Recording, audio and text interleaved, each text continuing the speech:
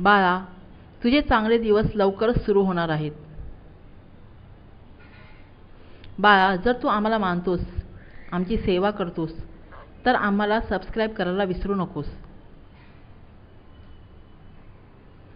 बाळा, मला माहीत आहे की तुझ्या मनाविरुद्ध सर्व होत आहे.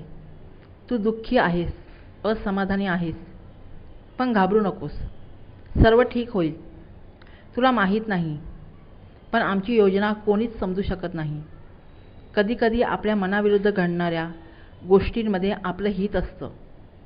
ते ती वेळ गेल्यावर कळतं, आधी कळत नाही. तुझा आमच्यावरचा विश्वास अबाधित ठेव. आम्ही अशक्यही शक्य करू. निश्चिंत रहा. आमच्या भक्तांच्या इच्छा पूर्ण करण्यासाठी आम्हाला काही कमी त्रास भोगावा लागत नाही. जेव्हा अशक्यही शक्य करायचे असते, तेव्हा भक्ताला आणि आम्हाला दोघांनाही परीक्षा द्यावी लागते. जर तू खरा आहेस, प्रामाणिक आहेस, तुझी नियत साफ आहे, प्रत्येक वाईट प्रसंगात सुद्धा तू आम्हाला पुजतोस, आमची सेवा करतोस, आम्हाला दोष देत नाहीस, तेव्हा अशक्यही आम्हाला शक्य करावं लागतं. फक्त तुम्हाला ते कळत नाही. आम्ही ब्रह्मांड नायक आहोत. या सृष्टीच्या चराचरात घडणारी प्रत्येक गोष्ट आम्हाला ठाऊक असते. कोण खोटं आहे, कोण बरोबर आहे, त्यामुळे आम्हाला काहीही स्पष्टीकरण देण्याची गरज नाही. ज्यांनी तुला तुझा दोष नसताना त्रास दिला, त्यांना तर त्यांचे कर्म बघून घेतील. तू मात्र तुझी कर्म खराब करू नकोस.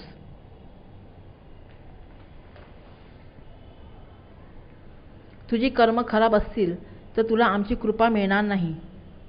कारण पापाचा घडा पुण्याच्या घड्यापेक्षा जास्त भरलेला असेल तर आमची कृपा तुझ्यापर्यंत पोहोचणार नाही. तुझी वाईट कर्मच तुझ्या प्रत्येक कार्यातला अडथळा आहेत. मग त्या तुझ्या राहिलेल्या अपूर्ण इच्छा असोत वा दैवी कृपेमुळे तुझी झालेली भरभराट. म्हणून कर्म सुधार, दिवस नक्कीच बदलतील.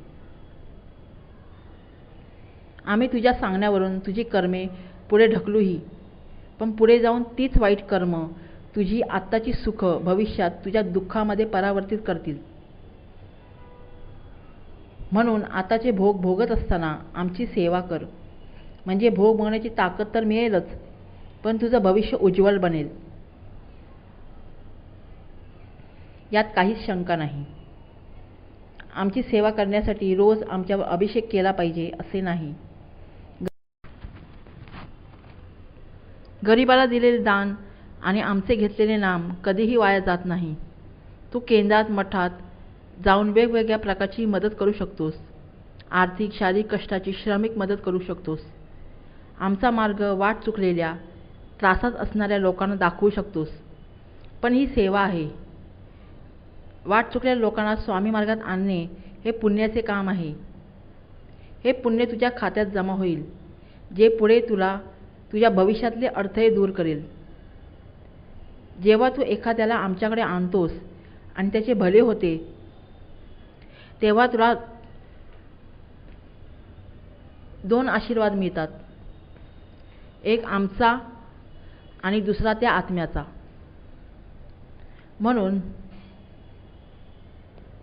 पुण्याचा साठा कर. कारण समाज, दुनिया जरी म्हणत असली की पैसा, धनसंचय करा, वाईट वेळेत कामाला येईल, पण आम्ही म्हणतो पुण्य कमव, वाईट वेळच येणार नाही. तुझं पैशावाचून काही अडणार नाही. तू ज्या ज्या वेळी आम्हाला स्मरतोस त्या त्यावेळी आम्ही तुझ्या पाठीशी असतो. तुझं नामस्मरणच आम्हाला तुझी आठवण करून देते की अमुक अमुक आमचा भक्त बाळ आमचं स्मरण करतोय. मग आम्ही स्मृतगामी असल्यामुळे लगेच जाऊन बघतो की सर्व ठीक आहे ना, काही त्रास तर नाही ना, आणि आम्ही आशीर्वाद देऊन जातो. तुझी भक्ती खरी असेल तर आम्ही काही काळ तुझ्या घरात विश्रांती घेतो. आम्ही जेथे विश्रांती घेतो ना, त्या घरात नेहमी भरभराट होते, सुखशांती लाभते, अनर्थ सहसा घडत नाही, भोगांची तीव्रता कमी होते. आयुष्यात जास्त पैसा नसला तरी कोणत्याही गोष्टीची कमतरता उरत नाही. मन समाधानी होते. जो आम्हाला जपतो आम्ही त्याला जपतो. आम्ही आमच्या सर्व भक्तांना त्यांचा योगक्षेम चालवण्याचे वचन दिले आहे. ते आम्हाला पाळावेच लागते. आम्ही सृष्टीच्या आधीही होतो आणि ही सृष्टी नष्ट झाल्यावर सुद्धा राहू. आमचे मूळ दत्तगुरू आहेत. आमची सर्व रूपे मानवी जीवनाशी संलग्न आहेत. बालपण, तरुणपण, प्रौढपण आणि वृद्धत्व अशा चारही अवस्था आम्ही पार केल्या आहेत. आम्ही अनादी काळापासून या सृष्टीत आहोत. त्यामुळे तुला तुझ्या मनात काय आहे हे जेवढे कळत नाही ना, त्यापेक्षा अधिक जास्त आम्हाला कळते. आम्ही तुला योग्य तो रस्ता दाखवू, मार्गदर्शन करू. आमचा हात धरलेला कधी वाट चुकत नाही. तुझ्या आयुष्याचा खरा अर्थ समजावून सांगू.